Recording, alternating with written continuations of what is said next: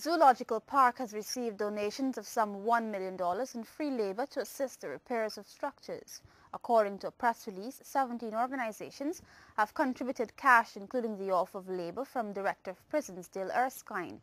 The park's board thanked their donors and urged the public, private and government sectors to contribute to the zoo's development. The board of directors added that the Zoological Park has a long way to go in order to achieve 21st century standards. We now take a look at a feature done by our senior reporter Edward Lane on the contributions made by Akila to the local media corps.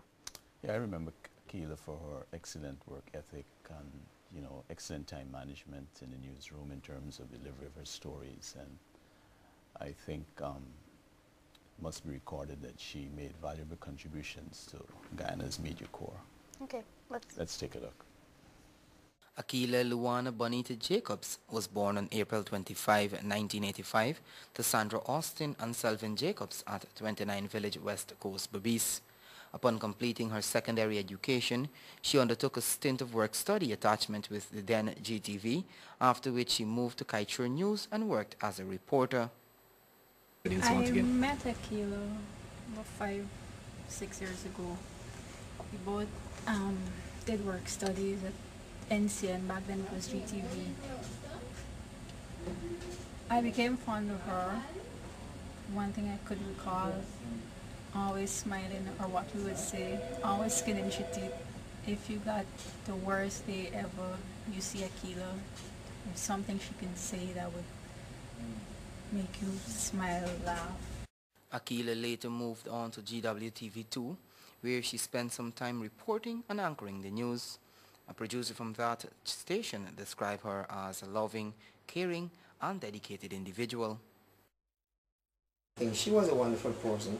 Despite the little ups and downs we had from time to time, you know, colleagues always get a rift here and there. But apart from that, she was a wonderful person. If you wanted something from Akila, you could have gotten it, and she's a girl who used to take advice. You tell her something, and Mr. Rebel, you think that's so? Yes, Akila, do it. She said, okay, well, if you say so, I'll do it. But Akila didn't end there. She moved to another media house to do what she loved best, reporting, joining the staff at VCT 28's Evening News. Remembering Akila, she was very jovial, approachable.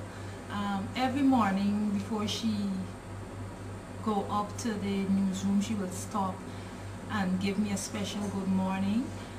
We spent a lot of time discussing about her daughter because she loved to speak of her baby daughter. So when I learned of Akila's death through one of the journalists here, Paul McAdam, I went into tears because I remembered her as such a nice person, and the short time she spent here with the newsroom, it was good, it was great meeting her. She's always welcoming you with a smile. But Akila's greatest achievement in her 5 years of the media was her 2-year-old daughter, Akira. She demonstrated the true qualities of a mother, as she always spoke proudly of Akira. At the National Communications Network, Akila was tasked with covering matters coming out of the Prime Minister's office, the Ministry of Public Works and Hydraulics, and the various utilities. I heard Akila for her laughter and her sense of humor. Apart from that, she had a focused work ethic. She was good at time management and always delivered her stories on time. Once she started a story, she remained consistent to the close. I remember Akila as a driven person, one that was very astute and serious about her work. I have only known her for like 1 month prior to her demise, and my heart goes out to her and her family. I remember Akila as a very loving and kind person who always wore a smile on her face. I've known her for quite some time, since we've worked together at News 2, and she's always a helpful person and always kind, and and my sincere condolences goes out to her family and especially her little daughter. Akila was enthusiastic, courageous, committed, responsible, and dedicated when it comes to the job. But apart from that, she had a lighter side and was always ready to pitch in her bit that makes you laugh even in sad times. This great woman was not afforded the opportunity to live her life fully, as it was taken away in a tragic accident on October 18, 2008 at Amelia's Ward, Linden, when the minibus she was in slammed into the back of a truck. Akilah Luana Bonita Jacobs has been described by many in the media fraternity as a great loss, and her fond memories will live on. Edward Lane with the special report.